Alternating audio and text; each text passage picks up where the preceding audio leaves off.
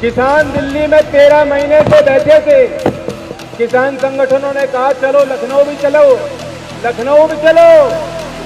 मुख्यमंत्री ने तुरंत ट्वीट करके धमकाना शुरू कर दिया कि ये दिल्ली नहीं लखनऊ है।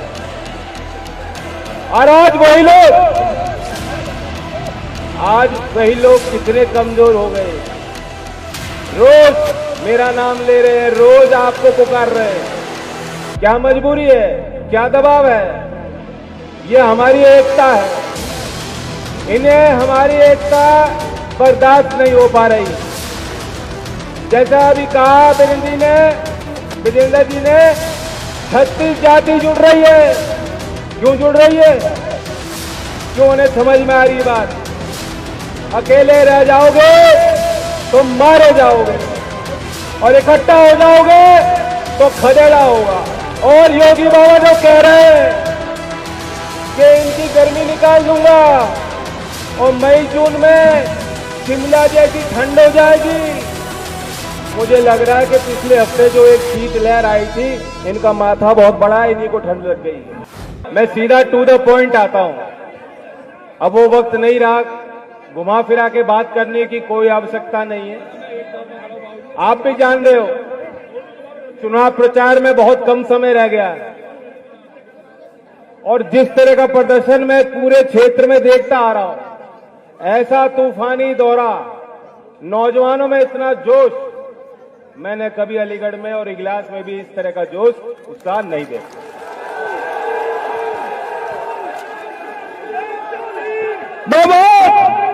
जिंदाबाद। लेकिन एक बात गौर करने की है। आप नोट कर रहे होंगे, वे लोग जिनकी नजर निगाह कभी आपकी तरफ गई नहीं, सत्ता की मलाई ये लोग खाते गए, चाटते गए।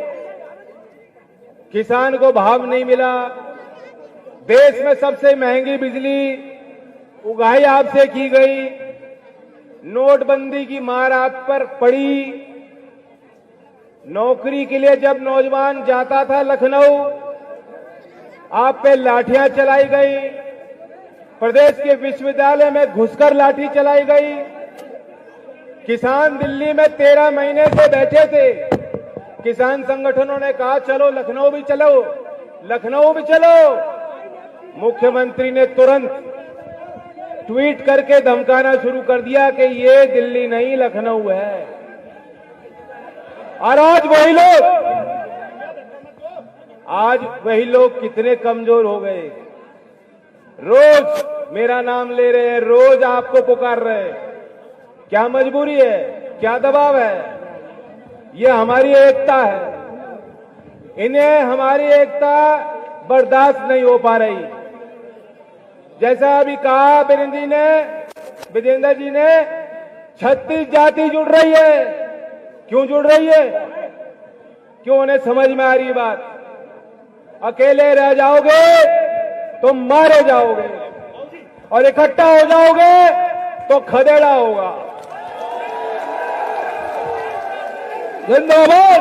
बहुत हो गया। ऐसी सरकार हमें नहीं चाहिए जहां किसान की कोई सुनवाई ना हो। गलतियां सबसे होती हैं, लेकिन आपका इतना बड़ा दिल होना चाहिए कि आप गलती मान लो, माफी मांग लो। अभी रास्ते में हम चर्चा कर रहे थे कि राजनीति और नैतिकता, पुराने लोग बुजुर्ग हैं, बता देंगे, चौधरी चरण सिंह से कोई बेहतर उदाहरण नहीं है। अगर हम नैतिकता की बात करेंगे, चारित्रिक गुणों की बात करेंगे, सच्चाई और ईमानदारी की बात करेंगे, उनसे बेहतर कोई मिसाल भारतीय राजनीति में नहीं है।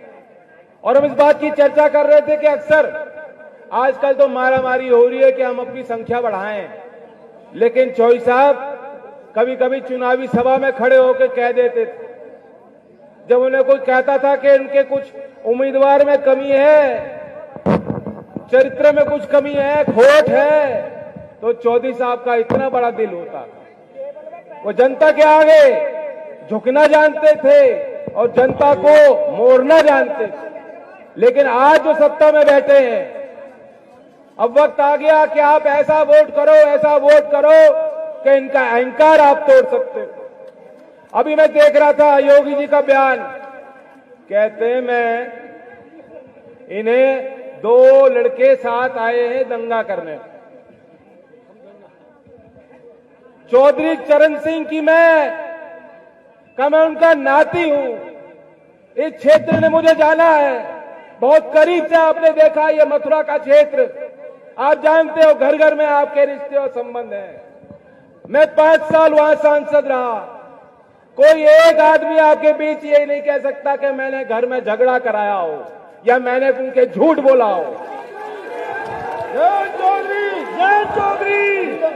योगी जी मुझे कहेंगे, योगी जी इल्जाम लगाएंगे, योगी जी मुझ पे इल्जाम लगा रहे हैं कि मैं दंगाई हूं या मैं दंगे को भड़का सकता हूं। मैं याद दिलाना चाहता हूं, मेरे बाबा थे चौधरी चरण सिंह।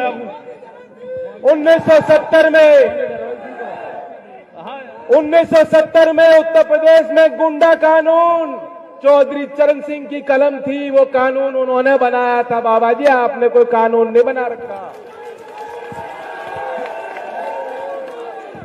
और योगी बाबा जो कह रहे हैं कि इनकी गर्मी निकाल दूंगा और मई जून में शिमला जैसी ठंड हो जाएगी, मुझे लग रहा है कि पिछले हफ्ते जो एक शीत लहर आई थी, इनका माथा बहुत बड़ा है, इन्हीं को ठंड लग गई।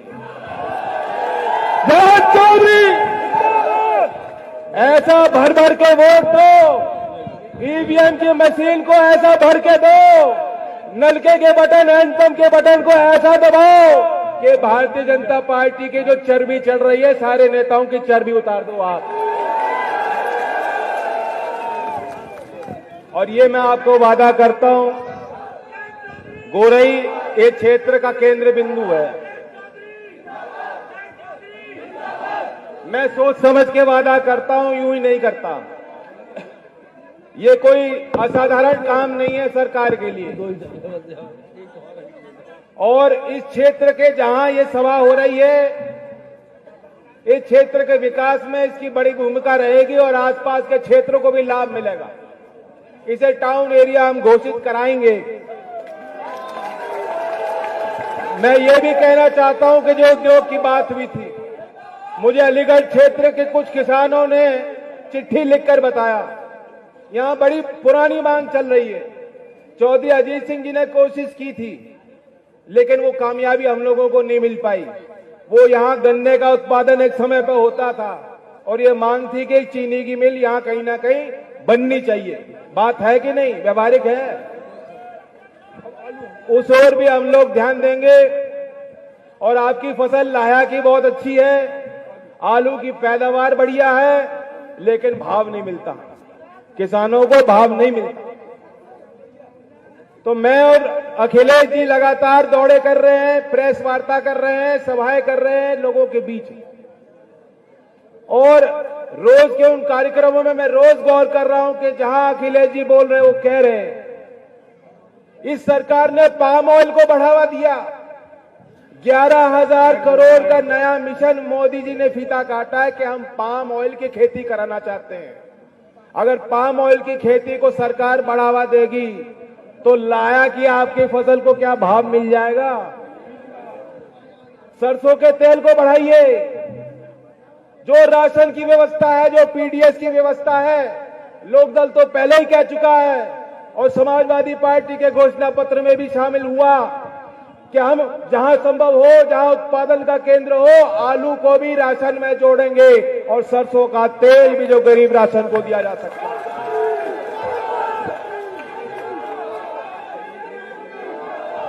आज आप सोच रहे होगे मैं इतना गर्म होकर क्यों बोल रहा हूं, क्योंकि हमें भूलना नहीं चाहिए बहुत संघर्ष करके यहां तक हम पहुंचे हैं।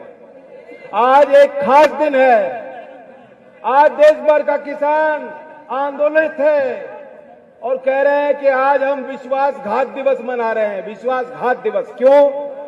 13 महीने आंदोलन चला, 700 से ज्यादा लोग शहीद हुए, लखीमपुर में गाड़ियां रौंद के चली गई, मंत्री जी अभी भी जो है मंचों पर बैठते हैं, उनका पूरा सम्मान भारतीय जनता पार्टी करती है।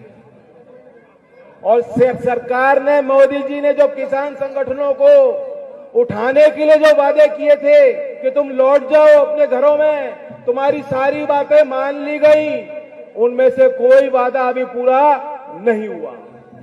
ना तो एमएसपी की समिति, ना जो मुकदमे दर्ज हुए थे 26 जनवरी में, इस क्षेत्र से भी ट्रैक्टर गए होंगे। यहां भी कोई किसान होंगे जिनके खिलाफ मुकदमे दर्ज होंगे। मुकदमे वापस हुए हैं क्या? ना किसानों के विरुद्ध दर्ज मुकदमे वापस हुए, ना जो बड़ी बात थी भाव की उसका कोई उपाय निकला। और इसलिए हमने और समाजवादी ने बैठ के तय किया है कि राज्य सरकार भी एमएसपी घोषित कर सकती है और हमारी मांग, पहला काम होगा विधानसभा सत्र में हम इसको पारित करेंगे कि केंद्र सरकार एमएसपी के लिए कानून लाए और पारित करे ताकि पूरे देश के किसानों को लाभ मिले। मैं ये भी कहना चाहता हूं, बहुत बड़ी जिम्मेदारी आपने मुझे सौंपी है। आज चौधरी अजीत सिंह जी हमारे बीच नहीं है। चौधरी चरण सिंह की याद आपके मन में आज भी दिल में ताजा है। मैं चाहता हूं कि एक बार आप मौका दो, एक बार मौका दो और आप देखोगे कि लखनऊ में आपका वर्चस्व क्या होगा। आपके आगे सरकार झुकेगी, किसान की सरकार बनेगी। जिंदाबाद। तो पूरा आशीर्वाद देना 10 तारीख को। अगर आप मुझे ताकत देना चाहते हो तो वीरपाल को अपनी वोट, परिवार वालों की वोट, मोहल्ले की वोट, सारी वोट इनके फेवर में देके मुझे मजबूती देना, आशीर्वाद देना। धन्यवाद। जय हिंद, जय भारत। चैनल को सब्सक्राइब करें और घंटी जरूर दबाएं।